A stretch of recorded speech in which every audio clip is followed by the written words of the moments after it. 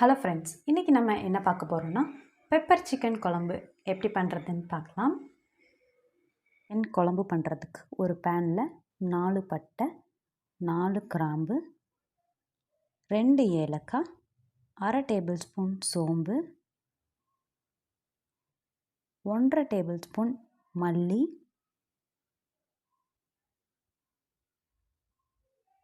4 வரமிளகாய், 1/2 table spoon சீரகம், 2/2 table spoon மிளகு சேர்த்துட்டு வறுத்தெடுத்துக்கலாம். வறுக்கும்போது அடுப்பை லோ ஃப்ளேமில் வச்சு வறுத்துக்கோங்க, அப்போ தான் மசாலா கருகாமல் இருக்கும்.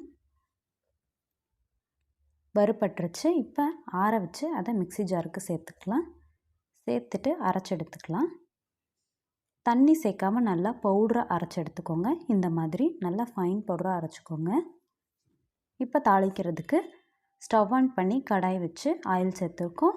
1/2 டேபிள் ஸ்பூன் சீரகம் சேர்த்துக்கலாம்.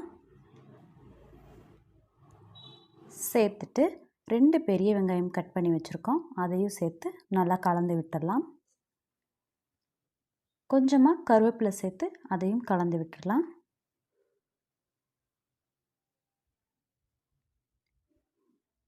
வெங்காயம் வதங்கினதுக்கப்புறமா 1 டேபிள் ஸ்பூன் இஞ்சி பூண்டு பேஸ்ட்டு சேர்த்து கலந்து விட்டுடலாம்.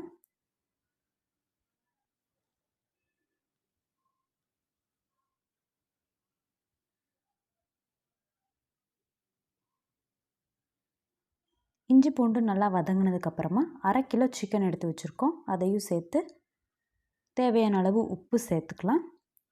1/4 டீஸ்பூன் மஞ்சள் தூள், 1/4 டீஸ்பூன் மிளகாய் தூள் சேர்த்து நல்லா கலந்து விட்டுடலாம்.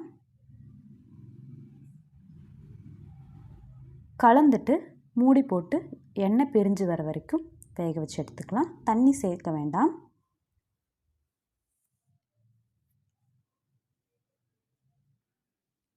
இப்போது ஆயில் நல்லா பிரிஞ்சு வெந்து வந்திருக்கு சிக்கன்.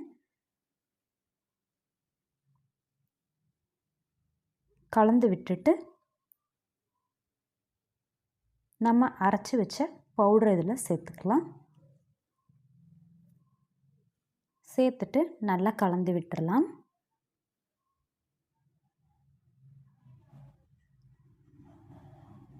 மசாலா சேர்க்கும்போது அடுப்பை லோ ஃப்ளேமில் வச்சுக்கோங்க. 2 தக்காளி கட் பண்ணி வச்சுருக்கோம், அதையும் சேர்த்து கலந்து விட்டுடலாம். கலந்துட்டு மூடி போட்டு வேக வச்சு எடுத்துக்கலாம்.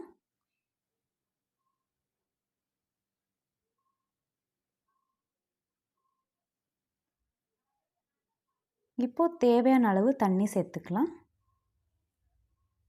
உங்களுக்கு குழம்பா வேணும்னா தண்ணி அதிகமாக சேர்த்துக்கோங்க, கிரேவியாக வேணும்னா தண்ணி கம்மியாக சேர்த்துக்கோங்க. சேர்த்துட்டு நல்லா கலந்து விட்டுடலாம்.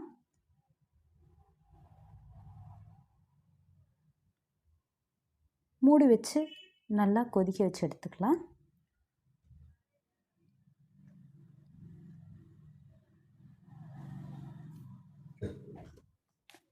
இப்போ குழம்பு ரெடி ஆயிடுச்சு. பச்சை மிளகாய், கருவேப்பிலை, கொத்தமல்லி சேர்த்து கலந்து விட்டுடலாம்.